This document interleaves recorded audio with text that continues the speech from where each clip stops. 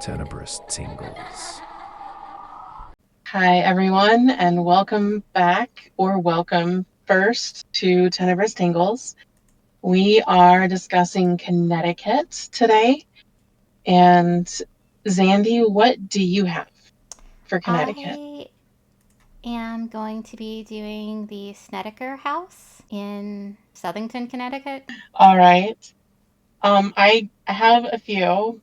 I have Dudleytown because it's an abandoned village. That's kind of catnip to me. And the Black Dog of the Hanging Hills, and Betsy Shaw of the Wyndham Inn. Awesome. So we're going to be talking about black dogs when we get to Tennessee. Well, of course.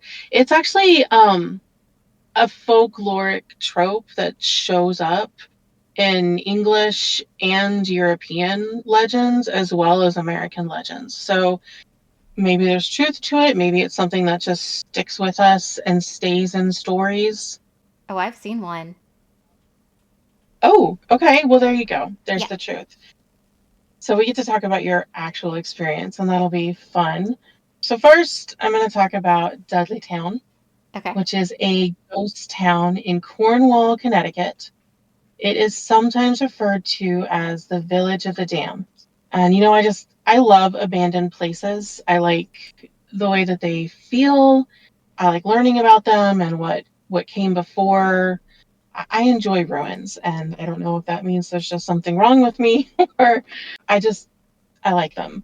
So that's why I ended up choosing Dudleytown, and it kind of went in a different direction than I thought it would, but it was interesting to me anyway, so I'm going to go ahead and share it. Okay. It's no longer a town, but it was never actually considered a township. It was very small. In the mid 1700s, it was a really small settlement. It had like a few farms kind of thing. It didn't have a main street or anything like that. It was just a group of homes kind of clustered together. It was never officially a town because it was abandoned before it grew to that point. The ruins are in a heavily wooded valley called the Dark Entry Forest. It became called that later. It's a fun, spooky name, but it's actually just named after the private trust that took the area over in 1924 to reforest it. What's left now is closed to the public for the protection of the reforestation efforts, but also to prevent injury and general vandalism. And I'm going to get on a soapbox about this later. By the early 1900s, it had been long abandoned and mostly swallowed by the forest already. All that's really left now are some moss covered ruins where stone walled homes once stood and some cellar holes. The legend that was associated with it was that the Dudleys, one of the families that came over from England to make several homes in the settlement, had brought a curse with them.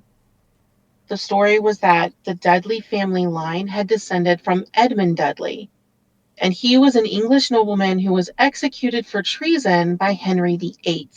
Edmund was an administrator and financial agent for King Henry VII. So basically, he was the one that was sent out to collect the taxes at the king's behest.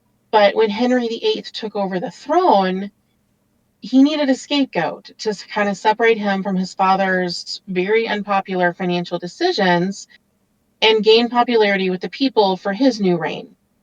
So Edmund and his partner Richard Empson were beheaded in 1510.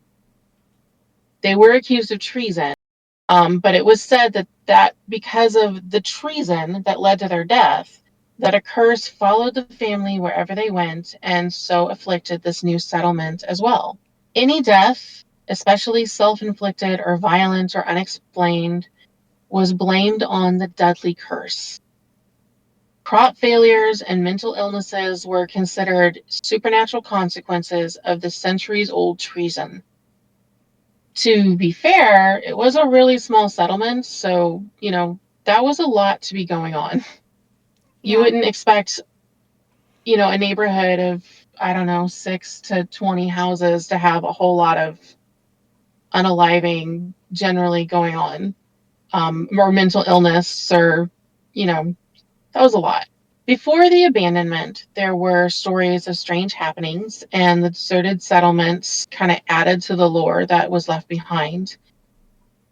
But there were logical reasons for the settlement being abandoned. The soil there was not great for farming. We did mention crop failures, so logical reason there too. And it wasn't very close to good water sources. Sounds like an excellent place to settle. Right. I'm not really sure why that was chosen. Maybe they were hiking and they got tired. They're like, you know what? This is fine. This is it. It's good. So the thing is that long after the homes were left behind, those who passed through the land gave accounts of the same strange behaviors that were part of the curse legends. Stories about animals acting strangely, livestock just disappearing. I mean, people probably weren't hiking through with livestock, but livestock would disappear from the settlement, and, other animals were just disappearing in that forest later on. Looking for water? Probably, honestly, thirsty. Um, the forest being filled with an unnatural, eerie silence. And all these stories persisted, and they were passed on, started with the stories from the settlement, but by more recent explorers throughout there. There were claims of insanity after they'd been on that property, and audible hallucinations, specifically voices, strongly encouraging self-harm while they were there. So, not to negate anyone's experience, so experiences were had there. And there were also logical explanations for some things as well. I think things can be two things at once, Just because there's a logical explanation does not mean that your particular experience there can be logically explained. Yeah. Um, or just because there's no logical explanation that you know of doesn't mean that it was supernatural. Like, it's complicated. It's a complicated place we're in. So feelings of dread and suffocation have been reported by those who persist in trespassing on the now closed land, as well as those sent to gather the trespassers. So police are called, and they've also had some things to say about how they feel there. Technology does not work properly. So, cell phone is probably the first thing that comes to your mind, and you can be like, well, there's no cell towers. But also any electronic device like audio and visual recorders, even compasses and cameras, they just don't work properly while they're there. And there are some theories that that the magnetic field is disrupted by minerals in the soil that interfere with those things. So possible. Yeah. Cameras, if they are working at the time, they don't produce great images. They either just don't develop at all, or there's distortions in the pictures that do come out that don't make any sense. Like digital cameras or all cameras? This said all cameras. Okay, so like even your Polaroid. Yeah, the sources that I found, and this is like over the years. So not everyone's out there with a cell phone camera. There were people out there with Polaroids at some point, and they had the same issue. That's cool. I mean, interesting at It's least. interesting, right? There are paranormal investigators that have gone out there and have officially declared the site haunted after spending time there. Some of them are the very well-known Ed and Lorraine Warren. We're gonna go into the. We're gonna talk about Ed and Lorraine Warren a little bit later too. Yeah, yeah. So because of that, the continuous rumors about the disappearances, spectral happenings, mental illness, or self-inflicted death, Dudleytown has been nicknamed a damned or cursed place. But the Dudley family descendants still actively deny the supernatural stories. In 1999, Reverend Gary P. Dudley reported findings from going through historical documents extensively with the Cornwall Historical Society, and he was able to give logical explanations for several of the stories that had been passed down. Some of them were simply not true, like about madness or deaths that happened, he's like, they didn't happen that way, as well as he directly disputed the genealogical connection. So Edmund Dudley, the unfortunate man who began these legends, has not been genealogically connected to the settlers of Dudleyville by reliable sources. See. So that doesn't mean they weren't related. It means that there is no confirmed paper trail sharing that relation. The claims of mass deaths or sweeping madness throughout the settlement, especially affecting the direct Dudley descendants, have also not been supported by historical records. You would have to think, like, it was a small place, so like a sweeping wave of madness or death, that's going to take everybody out. That's not going to take out just one or two, because there's just not that many people there. The historical documentation at that time, like, this was a long time ago. It was very remote. And like, if everyone in town is dealing with madness, they're probably not writing newspaper articles about it. Probably not. So, you could see both sides, maybe. Although it could be interesting to read the newspaper articles by somebody descending into madness. I absolutely would read those articles. And when I start writing books, I'll make sure that experience is in there just naturally. So the isolation and the long told rumors, along with the ruins that were left behind, can strongly influence stories like the ones that have been passed down. And, I said before, I think most things are not black and white. So I think both sides could definitely have elements of truth. It could be, you know, embellished folklore with nuggets of truth. There could be more truth than we understand. It's hard to say. But what is verifiable is that Dudleytown was settled and then abandoned. There are historical records and tangible ruins remaining that support those things. It's now privately owned and access is severely restricted to prevent vandalism. The Warrens did actually visit the land in the early 70s and were quoted as saying that it was controlled by something terrifying.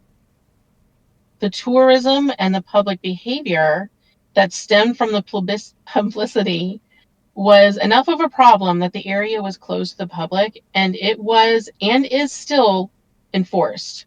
So no one gets to see the reforestation efforts or the eerie moss-covered ruins now.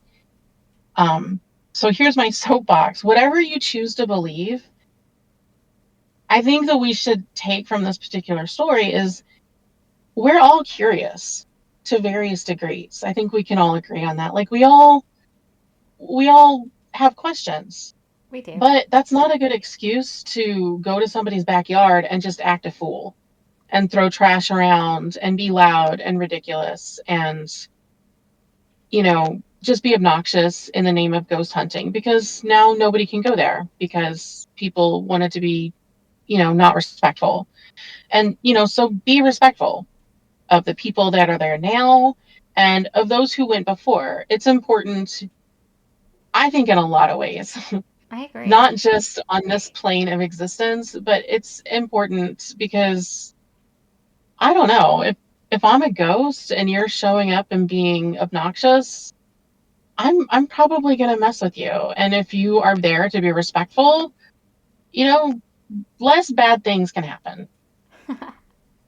I mean, even if the place isn't Maybe. haunted at all, I would still like to go to a place where there are stone buildings covered in moss because that sounds beautiful and very cool. And, I could build my little hobbit hole in one of the cellars, and that would be awesome. Right. Yeah. So after the publicity, people just went a little bit crazy and they were not terribly respectful of the land out there. And so nobody gets to be there now. Next, I have the Black Dog of the Hanging Hills. Okay, tell us about the Black Dog of the Hanging Hills. It is sometimes called the Black Dog of Meriden Mountain, and the Black Dog is said to appear as a relatively normal looking black dog. He's not huge or monstrous or talking or tap dancing or anything like that. So you may be asking yourself, how do I know if I'm seeing the famous black dog or if I'm seeing Rufus, somebody's pet? You don't. Well, maybe you don't, but it does do some stuff that is kind of telling. Okay. It does not leave footprints, no matter what it's standing in. Like, you can go check where it was standing if you go up to the spot, and there's no footprints left in the snow or the dust or the mud. There's just no trace. When it barks, there's no sound, but you can see that it's obviously barking. It's making those movements. Like, there should be sound and there's not. Oh. And in this story, as well as many overall legends, seeing the black dog is an omen. But an omen of what depends on how many times it appears to you. So you can be really happy when you see it the first time because that's an omen of good luck or joy coming your way. If you see it again, though, sorrow and misfortune are coming for you. And if you see it a third time, the meaning is death. And there actually have been deaths in the area associated with encounters with the black dog. There were at least 6. I'm going to talk about 2. Okay.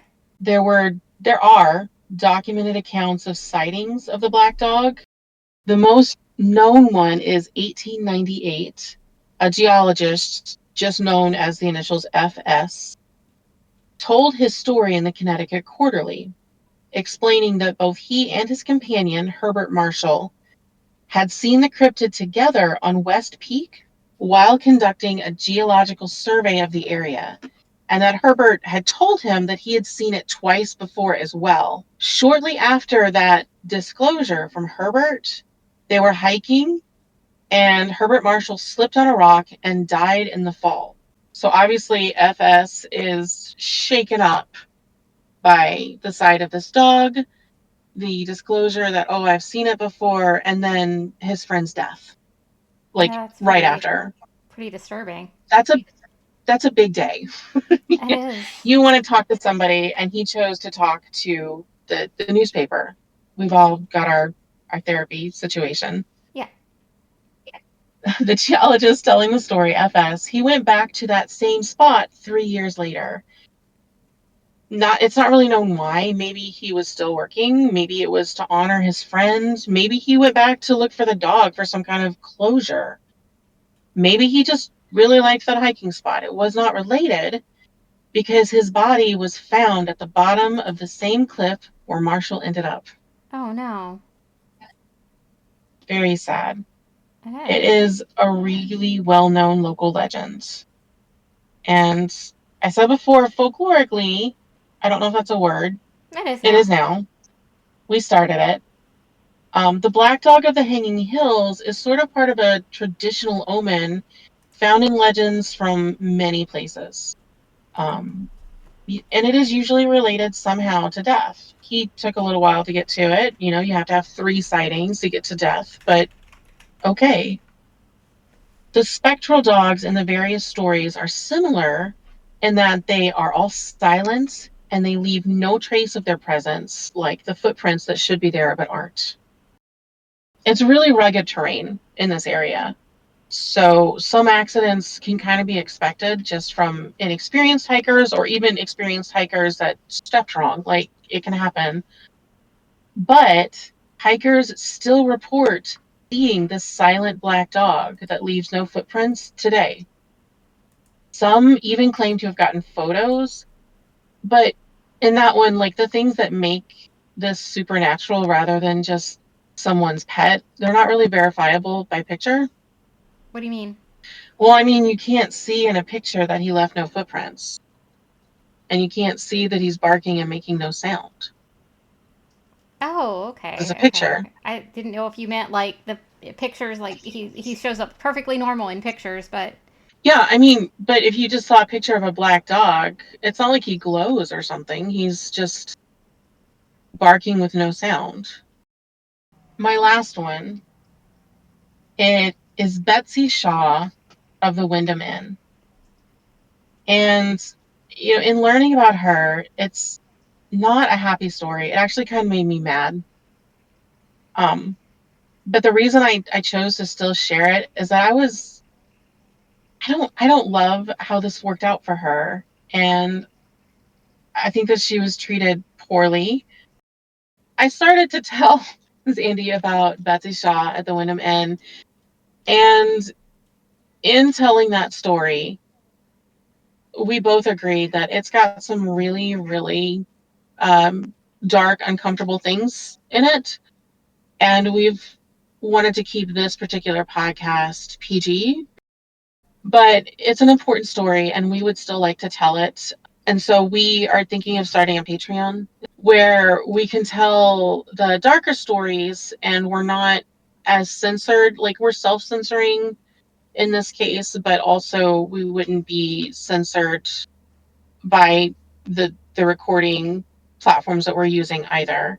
So we would really like to keep Tenebrous Tingles as accessible as possible for all of our audience members. And now we're going to go into the Snedeker House, which is in Southington, Connecticut. It is a white duplex, and the Snedeker family moved in 1986.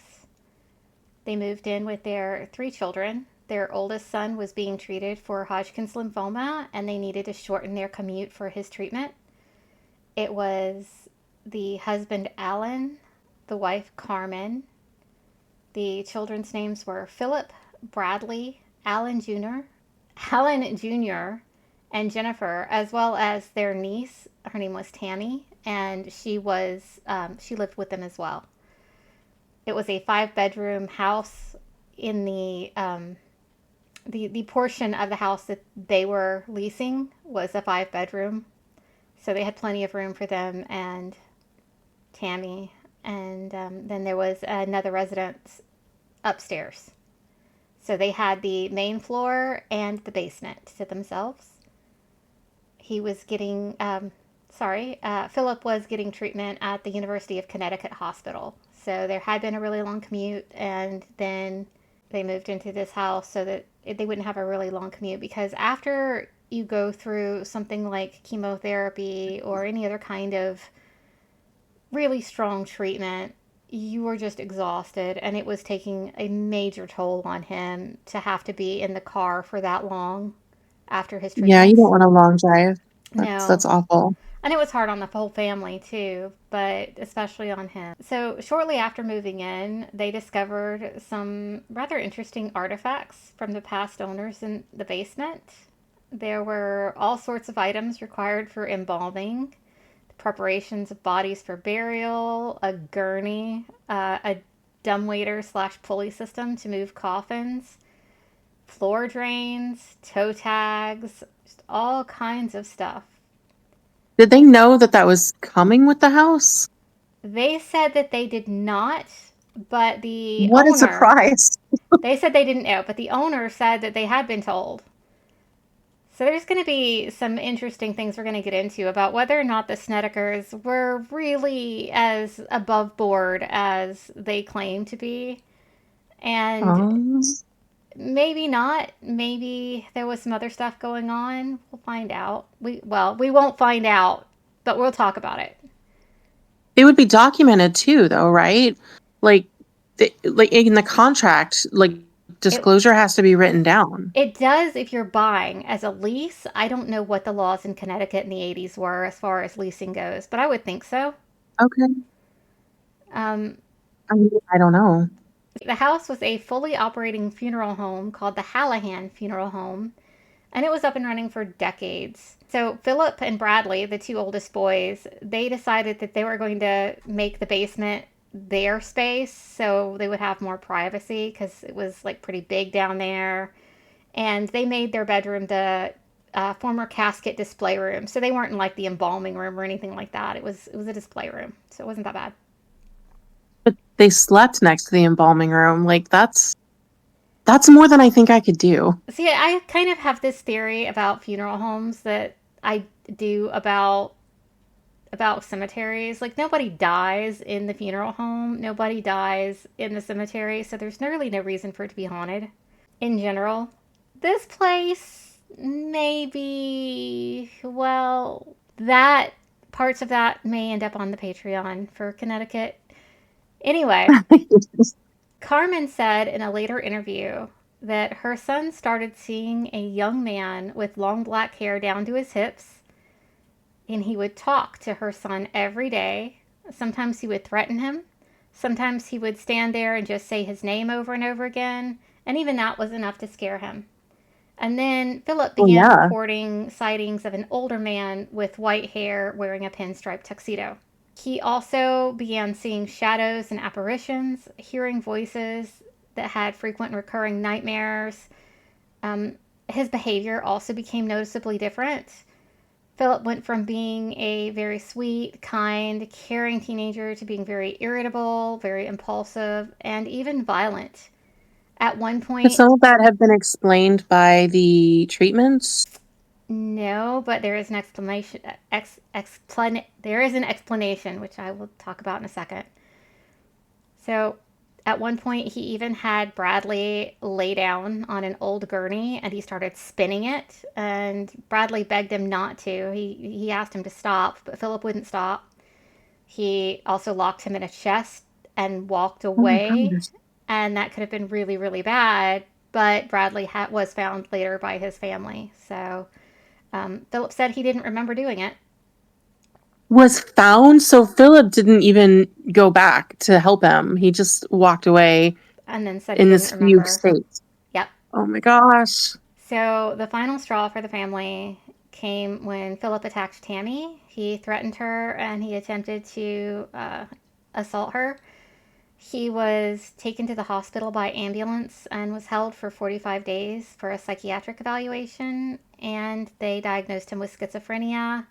When he was finally released from the hospital, he moved in with extended family. He didn't move back into the home. But after he was discharged for his schizophrenia, he and medicated, he his behaviors and his hallucinations stopped. Whether that was because he was no longer in this house or whether it was because he was now being treated for schizophrenia is uncertain. Unfortunately for the rest of the family, they started seeing the same things that Philip was seeing and experiencing after, he. I don't know whether it started after he left or if it started while he was still in the house, but they did start experiencing it, or they claimed to start experiencing it. So if it had just been Philip, we could just say, oh, okay, maybe it was just the onset Mental of illness. schizophrenia. Yeah. Was there a history of schizophrenia in his family line? Because I think that one is hereditary. It is, it does have a very strong genetic component, but it does not, if other members of his family had schizophrenia, it's not stated clearly in any of the literature that they did. Okay. What the rest of the family started experiencing was hearing and hearing different sounds in the house. They said it was started as a scratching sound that seemed to come from all over the house, but it was something that was too loud and too big to just be mice. They would also hear the chains from the pulley system of the dumbwaiter start to shake and rattle and move on their own. Okay, that one's upsetting. Yeah, especially since it was a big one that was used to move bodies and caskets. Like the other one, you could be like, okay, raccoons got inside. I mean, there's logical explanations. There's no reason for that dumbwaiter to be No, moving. the raccoons are not hauling themselves up and down the dumbwaiter. Yeah, no, that's not okay. That's no. Mm-mm. So the family would also report that there was like really, really dramatic changes in temperature in the house. It seemed to be pretty rapid. Like they would have sudden bursts of really icy temperatures. So the first things that happened with Philip, that started like pretty much immediately after they moved in, but for the rest of the family it seemed to take a little bit longer. What the other people started seeing were shadow figures throughout the home. There was an oppressive feeling of being watched, a feeling of dread, just all kinds of stuff like that. The mother The niece and the father all claim to have been victims of repeated violent assaults. Okay, but by unseen forces is what I mean. Yes. Oh, by unseen forces. The mother watched as a bucket of mop water turned into like a really thick, glutinous, blood like substance, and it smelled like rotten meat. And then they also smelled a rotten meat smell throughout the entire house. She was slapped repeatedly, and at one point, she was taking a shower, and something grabbed the shower curtain, put it over her face, and was holding it there, suffocating her. Tammy heard the Carmen, struggling and ran in, and she ripped the curtain off of her aunt. So Tammy saved the mom. Others started seeing the pinstripe guy and the hot long haired dude. I mean, The hot long hair dude. look, if some dude with like hip length black hair in a nice suit wants to show, I'm just saying, Okay, you and know he's a my nice type. conversationalist. Yeah, I mean, I get it. I'm with you. But also, let's go back to repeated violent assaults of We a don't know that it was variety. him. We don't know that it was him, but it was happening. And so my question is, why would you continue staying? Like, I could see the first one, you're just kind of shaken up and you're like, that didn't happen. I don't know what's going on. And you stay.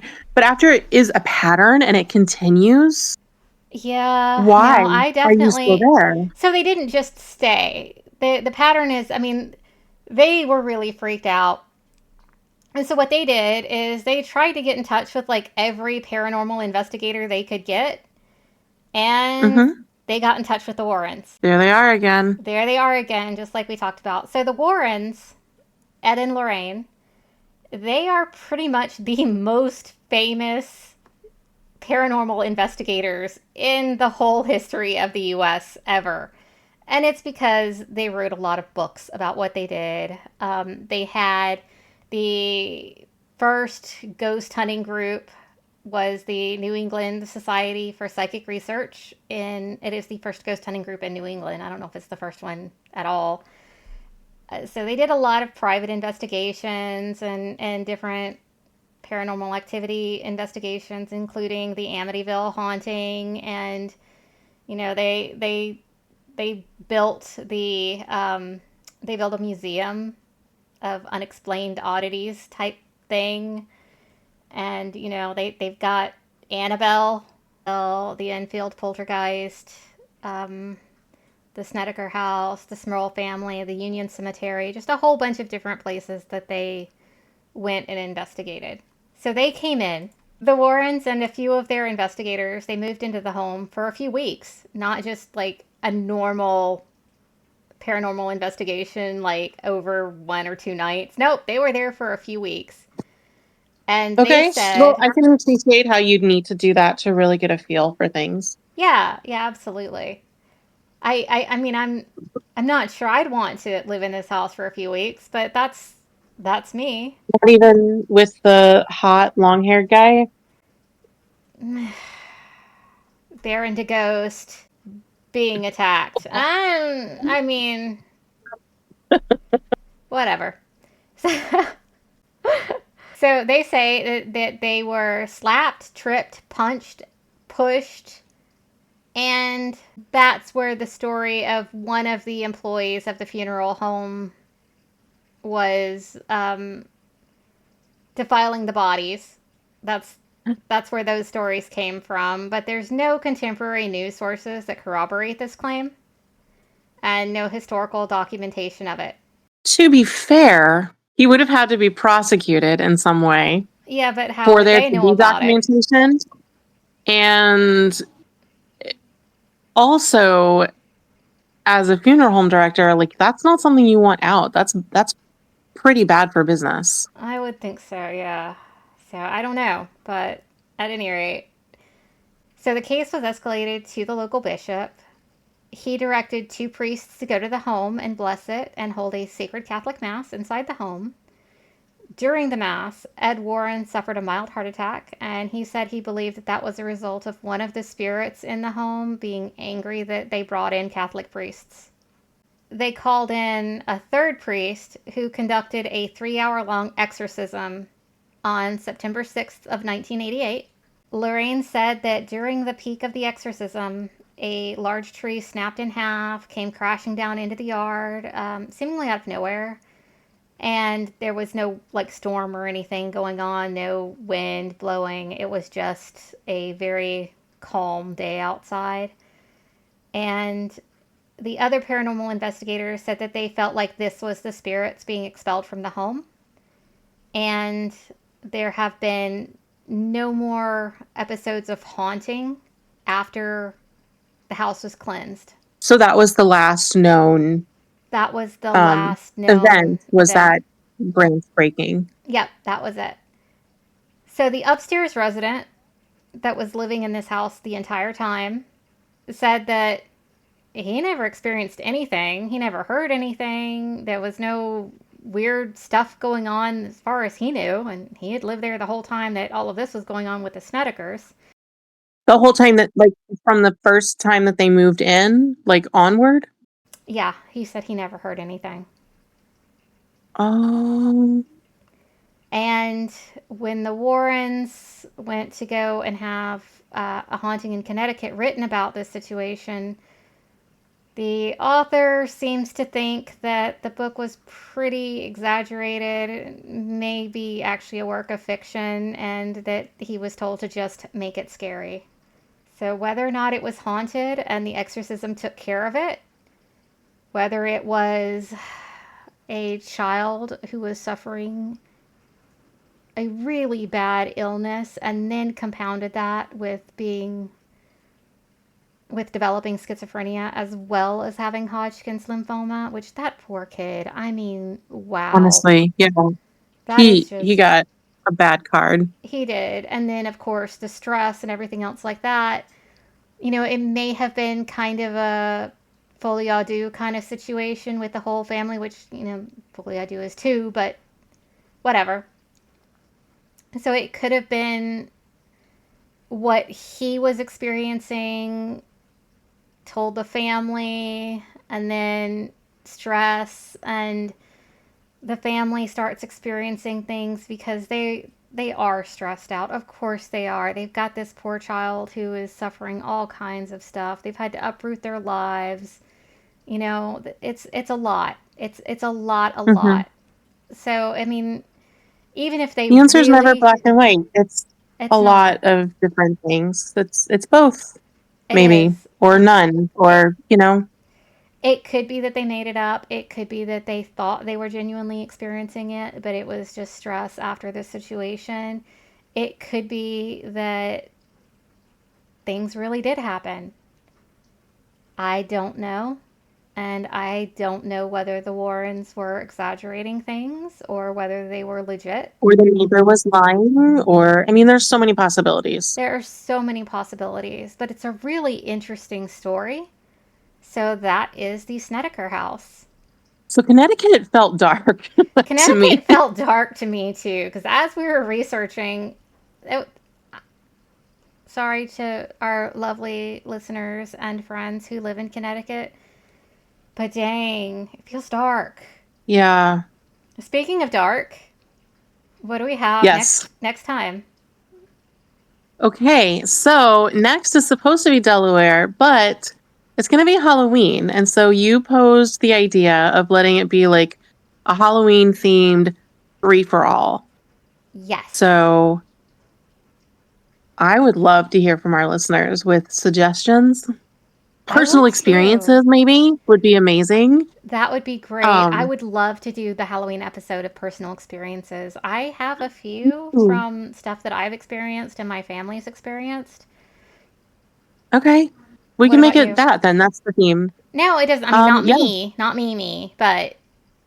Not you? No, I would love to hear what our listeners have to say and their stories. Yes. I would too. So guys, tenebrous.tingles@gmail.com. Let us know. So thanks everyone for joining us at Tenebrous Tingles. I'm Zandi, And I'm Eve. and we will see you next time for Halloween. Bye. Bye.